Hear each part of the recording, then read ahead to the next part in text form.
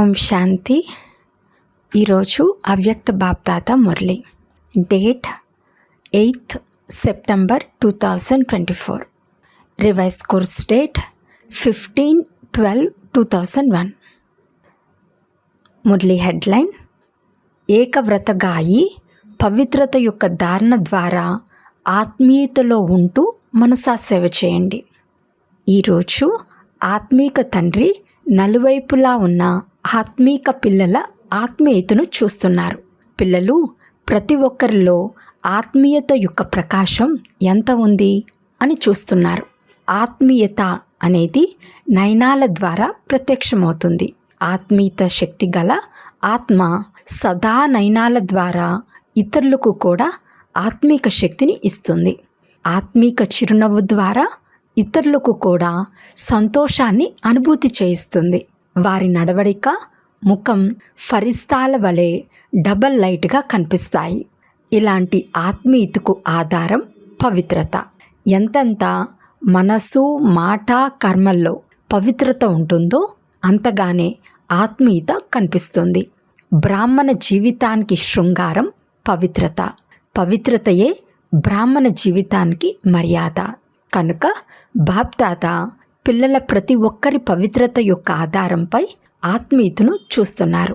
ఆత్మీయత గల ఆత్మ ఈ లోకంలో ఉంటున్న అలౌకిక ఫరిస్తా వలె కనిపిస్తుంది.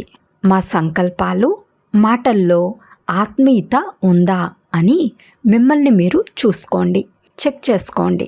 ఆత్మీక సంకల్పాలు స్వయంలో కూడా శక్తిని నింపుతాయి మరియు ఇతరులకు కూడా శక్తినిస్తాయి. దీనినే ఇతర శబ్దాలలో ఆత్మీక సంకల్పాలు మనసా సేవకు నిమిత్తమవుతాయి అని అంటారు. ఆత్మీక మాటలు స్వయానికి మరియు ఇతరులకు సుఖాన్ని అనుభవం చేస్తాయి, శాంతిని అనుభవం చేస్తాయి. ఆత్మీయతతో కూడిన ఒక్కొక్క మాట ఇతర ఆత్మలు తమ జీవితంలో ముందుకు వెళ్ళేందుకు ఆధారంగా అయిపోతుంది. ఆత్మీక మాటలు మాట్లాడేవారు వరదాని ఆత్మలుగా అవుతారు. ఆత్మీక కర్మ సహజంగా స్వయానికి కూడా కర్మయోగి స్థితిని అనుభవం చేయిస్తుంది మరియు ఇతరులు కూడా కర్మయోగులుగా చేయటంలో వారు శాంపుల్గా అయిపోతారు. వారి సంపర్కంలోకి ఎవ్వరు వచ్చినా వారు సహయోగి, కర్మయోగి జీవితం యొక్క అనుభవీలుగా అయిపోతారు. కానీ ఆత్మీయత యొక్క బీజం పవిత్రత అని మీకు ముందే వినిపించాను. పవిత్రత అనేది స్వప్నం వరకు కూడా భంగం అవ్వరాదు. అప్పుడే ఆత్మీయత కనిపిస్తుంది. పవిత్రత అంటే కేవలం బ్రహ్మచారమే కాదు, కానీ ప్రతి మాట బ్రహ్మచారిగా ఉండాలి. ప్రతి సంకల్పం బ్రహ్మచారిగా ఉండాలి. ప్రతి కర్మ బ్రహ్మచారిగా ఉండాలి. ఎలాగైతే లౌకికంలో ఎవరైనా పిల్లల ముఖం తండ్రి వలె ఉంటే వీరిలో వీరి తండ్రి కనిపిస్తున్నారు అని అంటారో, అలా బ్రహ్మచారి బ్రాహ్మణాత్మల ముఖంలో ఆత్మీయత ఆధారంగా బ్రహ్మబాబా సమానంగా అనుభవం అవ్వాలి. సంపర్కంలోకి వచ్చిన ఆత్మలు వీరు తండ్రి సమానంగా ఉన్నారని అనుభవం చేయాలి. 100% లేకపోయినా ఇప్పటి సమయానుసారం ఎంత శాతం కనిపించాలి? ఎంతవరకు చేరుకున్నారు? 75% చేరుకున్నారా? 80% వరకు చేరుకున్నారా? 90% వరకు చేరుకున్నారా? ఎంతవరకు చేరుకున్నారు? ముందు వరుసలో కూర్చున్న వారు చెప్పండి. చూడండి, కూర్చోవటంలో అయితే మీకు ముందు నెంబర్ లభించింది కనుక బ్రహ్మచారిగా అవటంలో కూడా ముందు నెంబర్లో ఉంటారు కదా. ముందు నెంబర్ ఉందా లేదా? బాప్దాదా ప్రతి పుత్రునిలో పవిత్రత ఆధారంగా ఆత్మీయతను చూడాలని కోరుకుంటున్నారు. బాప్దాదా వద్ద అందరి చాట్ ఉంది. బాబా చెప్పారు కానీ చాట్ ఉంది. ఏమేం చేస్తారో, ఎలా చేస్తారో వీటి అన్నిటి చాట్ బాప్దాదా వద్ద ఉంది. పవిత్రతలో కూడా ఇప్పుడు కొంతమంది పిల్లల పర్సంటేజ్ చాలా తక్కువగా ఉంది. సమయానుసారంగా ఇప్పుడు విశ్వాత్మలు ఆత్మలైన మిమ్మల్ని ఆత్మీయత యొక్క ఉదాహరణగా చూడాలని కోరుకుంటున్నారు. దీనికి సహజ సాధనం కేవలం ఒక్క శబ్దం పైనే అటెన్షన్ ఉంచండి. మాటి మాటికి ఆ ఒక్క శబ్దానికి మీకు మీరే అండర్లైన్ చేసుకోండి.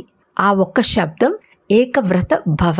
ఎక్కడైతే ఒక్కరే ఉంటారో అక్కడ ఏకాగ్రత స్వతహాగానే వచ్చేస్తుంది. స్వతహాగానే అచంచలంగా స్థిరంగా అయిపోతారు. ఏకవ్రతులుగా అవ్వటం ద్వారా ఏకమతంపై నడుచుకోవటం చాలా సహజమవుతుంది. ఏకవ్రతగా ఉన్నప్పుడు ఒకరి మతాన్ని అనుసరించటం ద్వారా ఏకమతి సద్గతి సహజంగా అయిపోతుంది. ఏకరస స్థితి స్వతహాగానే తయారవుతుంది. కనుక ఏకవ్రతగా ఉన్నామా అని చెక్ చేసుకోండి. పూర్తి రోజంతట్లో మనస్సు బుద్ధి ఏకవ్రతగా ఉంటున్నాయా? లెక్కాచారంలో కూడా ఒకటితోనే లెక్క ప్రారంభం అవుతుంది. ఒక బిందు మరియు ఒక మాట, ఒకటి పక్కన ఒక బిందువు పెట్టుకుంటూ వెళ్తే ఎంత పెరుగుతూ పోతుంది. కనుక ఇక ఏ విషయం గుర్తుకు రాకపోయినా ఒక్క శబ్దం అయితే గుర్తుంటుంది కదా. సమయము ఆత్మలు ఏకావ్రత సమయము ఆత్మలు ఏకవ్రత ఆత్మలైన మిమ్మల్ని పిలుస్తున్నారు. ఓ దేవాత్మలు, సమయం యొక్క పిలుపు, ఆత్మల పిలుపులు వినిపిస్తున్నాయా? ప్రకృతి కూడా ఓ ప్రకృతిపతి ఆత్మలు ఇప్పుడు పరివర్తన చేయండి అని ప్రకృతిపతులైన మిమ్మల్ని చూసి చూసి పిలుస్తూ ఉంది. ప్రకృతి ద్వారా మధ్య మధ్యలో చిన్న చిన్న షాకులు తగులుతున్నాయి. పాపం ఆ ఆత్మలకు మాటి మాటికి దుఃఖం యొక్క భయం యొక్క షాకులు తినిపించకండి. ముక్తినిప్పించే మాస్టర్ ముక్తిదాత ఆత్మలైన మీరు ఈ ఆత్మలకు ముక్తిని ఎప్పుడు ఇప్పిస్తారు? మీ మనసులో దయ రావటం లేదా? లేకుంటే సమాచారం విని అయిపోయింది, వినేశాము అని నిశ్శబ్దంగా అయిపోతున్నారా? బాప్దాదా ఇప్పుడు ప్రతి పుత్రుని యొక్క దయాస్వరూపాన్ని చూడాలని కోరుకుంటున్నారు. మీ హద్దు విషయాలను ఇప్పుడు వదిలేయండి. దయాస్వరూపులుగా అవ్వండి. మనసా సేవ చేయటంలో నిమగ్నం అవ్వండి. సకాష్ ఇవ్వండి, శాంతినివ్వండి, ఆధారం ఇవ్వండి. ఒకవేళ దయాస్వరూపులుగా అయ్యి ఇతరులకు ఆధారం ఇవ్వటంలో బిజీగా అయిపోతే హద్దు ఆకర్షణ నుండి హద్దు విషయాల నుండి స్వతహాగానే దూరం అవుతారు. శ్రమ నుండి రక్షింపబడతారు. వాచా సేవలో అయితే చాలా సమయం ఇచ్చారు, సమయాన్ని సఫలం చేశారు, సందేశం ఇచ్చారు, ఆత్మలను సంబంధ సంపర్కంలోకి తీసుకొచ్చారు. డ్రామానుసారంగా ఇప్పటి వరకు ఏం చేశారో అది చాలా బాగా చేశారు. కానీ ఇప్పుడు వాచాతో పాటు మనసా సేవ కూడా చాలా అవసరం. ఈ మనసా సేవను కొత్తవారు, పాతవారు, మహారథులు, గుర్రపు స్వారీ వారు, కాలనడిక వారు ప్రతి ఒక్కరూ చేయవచ్చు. ఈ సేవ పెద్దవారు చేస్తారు. మేమైతే చిన్నవారము. మేము అనారోగ్యంతో ఉన్నాము. మాకు సాధనాలు లేవు. ఇలాంటి ఆధారం ఏది అవసరం లేదు. దీనిని చిన్న చిన్న పిల్లలు కూడా చేయవచ్చు. పిల్లలు మనసా సేవ చేయగలరు కదా. కనుక ఇప్పుడు వాచా మరియు మనసా సేవ యొక్క బ్యాలెన్స్ ఉంచుకోండి. మనసా సేవ ద్వారా చేసేవారికి కూడా చాలా లాభం ఉంది. ఎందుకు? ఏ ఆత్మకైతే మనసా సేవ అనగా సంకల్పాల ద్వారా శక్తినిస్తారో, సకాశనిస్తారో ఆ ఆత్మ మీకు ఆశీర్వాదాలను ఇస్తుంది. మీ ఖాతాలో స్వంత పురుషార్థపు ఖాతా అయితే ఉండనే ఉంది, కానీ ఆశీర్వాదాల ఖాతా కూడా జమ అవుతుంది. కనుక మీ జమా ఖాతా డబల్ రీతితో పెరుగుతూ పోతుంది. కనుక కొత్తవారు కానీ పాతవారు కానీ అందరూ చేయవచ్చు. ఈసారి కొత్తవారు చాలామంది వచ్చారు కదా. ఎవరైతే మొదటిసారి వచ్చారో వారి చేతులెత్తండి. మొదటిసారి వచ్చిన పిల్లలను కూడా బాప్దాదా అడుగుతున్నారు. ఆత్మలైన మీరు మనసా సేవ చేయగలరా? బాప్దాదా పాండవులను, మాతలను అందరినీ మనసా సేవ చేయగలరా అని వేరువేరుగా అడిగారు. అందరూ చాలా బాగా చేతులెత్తుతారు. టీవీలో చూసేవారు కానీ, వినేవారు కానీ, సన్ముఖంలో వినేవారు కానీ అందరికీ ఇప్పుడు బాప్దాదా ఒక బాధ్యత ఇస్తున్నారు. ప్రతిరోజు పూర్తి రోజంతట్లో ఎన్ని గంటలు యథార్థ రీతితో మనసా సేవ చేశారో దాని చాట్ను ప్రతి ఒక్కరూ తమ వద్ద ఉంచుకోండి. మేము చేసేసాము అని ఊరికే చెప్పటం కాదు, యథార్థ రూపంలో ఎన్ని గంటలు మనసా సేవ చేశారో ఆ చాటును ప్రతి ఒక్కరూ ఉంచుకోండి. ఆ తర్వాత బాప్దాదా అకస్మాత్తుగా చాట్ అడుగుతారు. తేదీ చెప్పము, అకస్మాత్తుగా తెప్పించుకుంటాను. బాధ్యత కిరీటాన్ని ధరించారా లేక కదులుతూ ఉండిందా అని చూస్తాను. బాధ్యత కిరీటాన్ని ధరించాలి కదా. టీచర్లైతే బాధ్యతా కిరీటాన్ని ధరించే ఉన్నారు కదా. ఇప్పుడు అందులో దీన్ని కలుపుకోండి, సరేనా? డబల్ విదేశీలు చేతులెత్తండి. ఈ బాధ్యతా కిరీటం మంచిగా అనిపిస్తే చేతులెత్తండి. టీచర్లు కూడా చేతులెత్తండి. మిమ్మల్ని చూసి అందరికీ ప్రేరణ లభిస్తుంది. మరి చార్ట్ ఉంచుకుంటారా? మంచిది. బాప్దాదా అకస్మాత్తుగా ఒకరోజు మీ చార్ట్ రాసి పంపించండి అని అడుగుతారు. ఎందుకంటే వర్తమాన సమయంలో ఇది చాలా అవసరం. మీ పరివారం యొక్క దుఃఖం, అలజడి మీరు చూడగలరా? దుఃఖీ ఆత్మలకు దోసలి అయినా ఇవ్వండి. ఒక బిందువు కొరకు మేము దాహంతో ఉన్నాము అని మీ పాట ఉంది కదా. నేటి సమయంలో సుఖశాంతుల ఒక బిందువు కొరకు ఆత్మలు దాహంతో ఉన్నారు.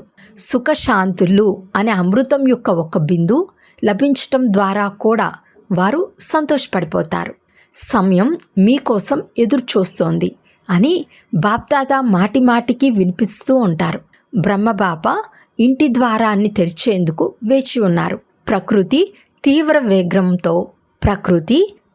వేగంతో శుభ్రపరిచేందుకు ఎదురు చూస్తూ ఉంది. కనుక ఓ ఫరిస్తాలు, ఇప్పుడు మీ డబల్ లైట్ ద్వారా వారి ఎదురుచూపును సమాప్తం చేయండి. ఎవరు రెడీ అనే మాటనైతే అందరూ అంటారు, కానీ సంపన్నంగా మరియు సంపూర్ణంగా అవటంలో ఎవరు రెడీగా అయ్యారా? కేవలం శరీరాన్ని వదిలేందుకు ఎవరు రెడీగా అవటం కాదు, కానీ తండ్రి సమానంగా అయ్యి వెళ్ళేందుకు ఎవరు రెడీగా అవ్వాలి. ఈ మధువనం వారందరూ ముందు కూర్చుంటారు. మంచిది. సేవ కూడా చేస్తారు. మధువనం వారు ఎవరు రెడీగా ఉన్నారా? నవ్వుతున్నారు. ముందు వరుసలో కూర్చున్న మహారథులు ఎవరు రెడీగా ఉన్నారా? తండ్రి సమానంగా అవ్వటంలో ఎవరు రెడీనా?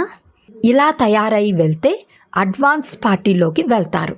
అడ్వాన్స్ పార్టీ అయితే కోరుకోకపోయినా పెరుగుతూ ఉంటుంది.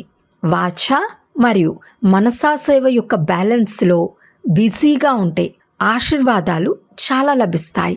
డబల్ ఖాతా అనగా పురుషార్థం యొక్క ఖాతా మరియు ఆశీర్వాదాల ఖాతా కూడా జమ అయిపోతుంది. కనుక సంకల్పాల ద్వారా, మాటల ద్వారా, వాణి ద్వారా, కర్మ ద్వారా, సంబంధ సంపర్కం ద్వారా ఆశీర్వాదాలు ఇవ్వండి మరియు ఆశీర్వాదాలు తీసుకోండి. కేవలం ఆశీర్వాదాలు ఇవ్వాలి అనే ఒక పురుషార్థం చేయండి. ఎవరైనా శాపం ఇచ్చినా కూడా మీరు ఆశీర్వాదం ఇవ్వండి. ఎందుకంటే మీరు ఆశీర్వాదాల సాగర్ని పిల్లలు. ఎవరైనా కోపగించుకున్నా మీరు కోపగించుకోరాదు. మీరు రాజీగా ఉండండి. ఇలా అవుతుందా? 100 మంది మీపై కోపగించుకున్నా మీరు రాజీగా ఉండండి. ఇది అవుతుందా? రెండో వరుసలో కూర్చున్న వారు చెప్పండి, అవుతుందా? చూడండి, ఇప్పుడు ఇంకా ఎక్కువగా మీకు కోపం తెప్పిస్తారు. పరీక్ష అయితే వస్తుంది కదా, మాయ కూడా వింటుంది కదా. కేవలం ఈ వ్రతం తీసుకోండి. దృఢ సంకల్పం చేయండి. నేను ఆశీర్వాదాలు ఇవ్వాలి మరియు తీసుకోవాలి, అంతే. ఇది చేయగలరా? మాయ భలే కోపగించుకునేలా చేసిన మీరైతే రాజీ చేసేవారు కదా. కనుక కేవలం ఒకే పని చేయండి. మీరు కోపగించుకోరాదు, ఇతరులు కోపగించుకునేలా చేయరాదు. భలే వారు కోపం చేసుకున్నా మనం కోపంలోకి రాకూడదు. ఇతరులు కోపగించుకునేలా చేయరాదు, స్వయం కోపగించుకోరాదు. ప్రతి ఒక్కరూ స్వయానికి ఈ బాధ్యత తీసుకోండి.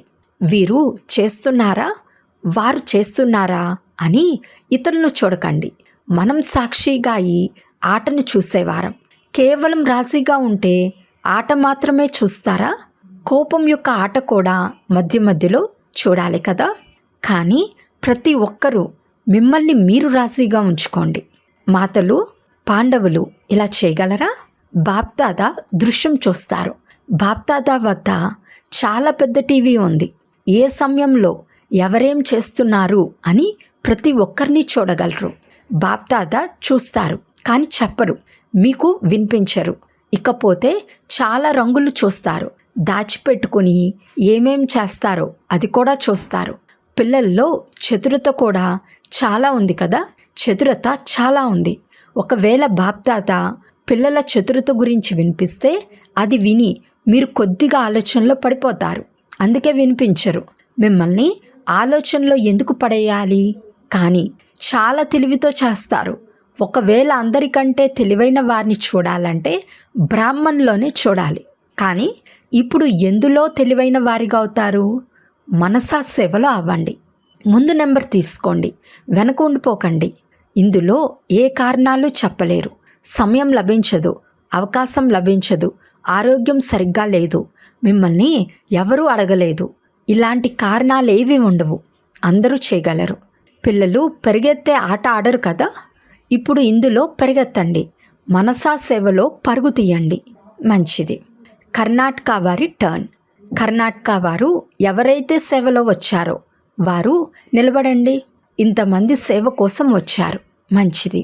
ఇది కూడా సహజంగా శ్రేష్ఠ పుణ్యం జమ చేసుకునేందుకు గోల్డెన్ అవకాశం లభిస్తుంది. ఒక బ్రాహ్మణునికి సేవ చేసినా చాలా గొప్ప పుణ్యం లభిస్తుందని భక్తిలో అంటారు. మరి ఇక్కడ ఎంతమంది సత్యమైన బ్రాహ్మణులు సేవ చేస్తారు? కనుక ఇది మంచి అవకాశం లభిస్తుంది కదా. మంచిగా అనిపించిందా లేక అలసిపోయారా? అలసిపోలేదు కదా, మజా వచ్చింది కదా. ఒకవేళ సత్యమైన హృదయంతో పుణ్యమని భావించి సేవ చేస్తే దానికి ప్రత్యక్ష ఫలం లభిస్తుంది. వారికి అలసట ఉండదు, సంతోషం ఉంటుంది. పుణ్యం యొక్క ఈ ప్రత్యక్ష ఫలం జమ అయినట్లు అనుభవం అవుతుంది. ఒకవేళ కొద్దిగా కూడా ఏదైనా కారణంతో అలసిపోతే లేక కొద్దిగా అలసట అనుభవం అయితే ఈ సేవను సత్యమైన హృదయంతో చేయలేదని భావించండి. సేవ అంటేనే ప్రత్యక్ష ఫలం, అనగా మేవా అని అర్థం. సేవ చేయటం లేదు కానీ ఫలం తింటున్నారు. కనుక కర్ణాటక సేవాదారులందరూ మీ సేవా పాత్రను బాగా అభినయించారు మరియు సేవ యొక్క ఫలాన్ని తిన్నారు. టీచర్లందరూ బాగున్నారా? టీచర్కి అయితే సీజన్లో ఎన్నిసార్లు టర్న్ లభిస్తుంది? ఇలా టర్న్ లభించటం కూడా భాగ్యానికి గుర్తు. ఇప్పుడు టీచర్లు మనసా సేవలో రేస్ చేయాలి. అలాగని నేను మనసా సేవ చేస్తున్నాను అని పూర్తి రోజంతా కూర్చుని ఉండిపోకండి. ఎవరైనా కోర్స్ కోసం వస్తే నేను మనసా సేవ చేస్తున్నాను, కోర్స్ ఇవ్వను అని అనకండి. ఎవరైనా కర్మయోగం యొక్క సమయంలో వస్తే నేను మనసా సేవ చేస్తున్నానని అనకండి. బ్యాలెన్స్ ఉంచుకోండి. కొంతమందికి ఎక్కువ నష ఎక్కిపోతుంది కదా, ఇలాంటి నషాను ఎక్కించుకోండి. బ్యాలెన్స్ ద్వారా బ్లెస్సింగ్స్ లభిస్తాయి. బ్యాలెన్స్ లేకుంటే బ్లెస్సింగ్స్ రావు. మంచిది. ఇప్పుడు అందరూ ఒక్క సెకండ్లో మనసా సేవను అనుభవం చేయండి. ఆత్మలకు శాంతి మరియు శక్తి యొక్క దోసలి ఇవ్వండి. నలువైపులా సర్వశ్రేష్ఠ ఆత్మీయతను అనుభవం చేయించే ఆత్మలకు, సంకల్పాలు మరియు స్వప్నంలో కూడా పవిత్రత యొక్క పాఠాన్ని చదువుకునే సర్వ బ్రహ్మచారి పిల్లలకు, దృఢ సంకల్పదారి మనసా సేవాదారి తీవ్ర పురుషార్థి ఆత్మలందరికీ సదా ఆశీర్వాదాలు ఇచ్చే మరియు తీసుకునే పుణ్య ఆత్మలకు బాప్దాదా యొక్క దిలారాముడైన తండ్రి యొక్క హృదయపూర్వకమైన ప్రేమపూర్వకమైన ప్రియ స్మృతులు మరియు నమస్తే. పిల్లలందరి తరపున బాబాకు హృదయపూర్వకమైన ప్రేమపూర్వకమైన ప్రియ స్మృతులు మరియు నమస్తే నమస్తే నమస్తే. దాదీ మరియు జానకి దాదీతో వ్యక్తిగత కలయిక. బాప్దాదా త్రిమూర్తి బ్రహ్మ యొక్క దృశ్యాన్ని చూపించారు. మీరందరూ చూసారా? ఎందుకంటే మీరు తండ్రి సమానంగా తండ్రి యొక్క ప్రతి కార్యంలో సహయోగులు కదా, అందుకే ఈ దృశ్యాన్ని చూపించారు. బాప్దాదా మీ ఇరువురికి విశేషమైన శక్తులను విల్లు చేశారు. విల్ పవర్ కూడా ఇచ్చారు మరియు సర్వశక్తులను విల్ కూడా చేశారు. అందుకే ఆ శక్తులు తమ పని చేస్తున్నాయి. చేయించేవారు చేయిస్తున్నారు, మీరు నిమిత్తంగా చేస్తున్నారు. మజా వస్తుంది కదా. చేయించే తండ్రి చేయిస్తున్నారు కనుక మీరు నిశ్చింతంగా చేస్తున్నారు. చింత ఉండదు కదా. మీరు నిశ్చింత చక్రవర్తులు. ఆరోగ్యం గురించి కూడా నాలెడ్జ్ఫుల్గా అయిపోయారు. కొద్ది కొద్దిగా హెజ్జు తగ్గులు అవుతూ ఉంటాయి. ఇందులో కూడా నాలెడ్జ్ఫుల్గా అవ్వాల్సి ఉంటుంది. ఎందుకంటే సేవ చాలా చేయాలి కదా, కనుక ఆరోగ్యం కూడా సహాయం చేస్తుంది. కనుక మీరు డబల్ నాలెడ్జ్ఫుల్. అచ్చా. వరదానము: ఈశ్వర్య సాంగత్యంలో ఉంటూ ఉల్టా సాంగత్యాల దాడి నుండి రక్షింపబడే సదా సత్సంగీ భవ. ఎలాంటి చెడు సాంగత్యం ఉన్నా మీ శ్రేష్ఠ సాంగత్యం దాని ముందు అనేక రెట్లు శక్తిశాలి. ఈశ్వర్య సాంగత్యం ముందర ఆ సాంగత్యం అసలేమీ కాదు, అవన్నీ బలహీనమైనవి. కానీ ఎప్పుడైతే మీరు స్వయం బలహీనంగా అవుతారో అప్పుడు వ్యతిరేక సాంగత్యాల దాడి పెరుగుతుంది. ఎవరైతే సదా ఒక తండ్రి సాంగత్యంలో ఉంటారో, అనగా సదా సత్యమైన సాంగత్యంలో ఉంటారో, వారు ఇక ఏ సాంగత్యం యొక్క రంగులోకి ప్రభావితం అవ్వరు. వ్యర్థ మాటలు, వ్యర్థ సాంగత్యం అనగా కుసాంగత్యం వారిని ఆకర్షించలేదు. స్లోగన్: చెడును కూడా మంచిలోకి పరివర్తన చేసుకునే వారే ప్రసన్న చిత్తులుగా ఉండగలరు. అచ్చా. ఓం శాంతి.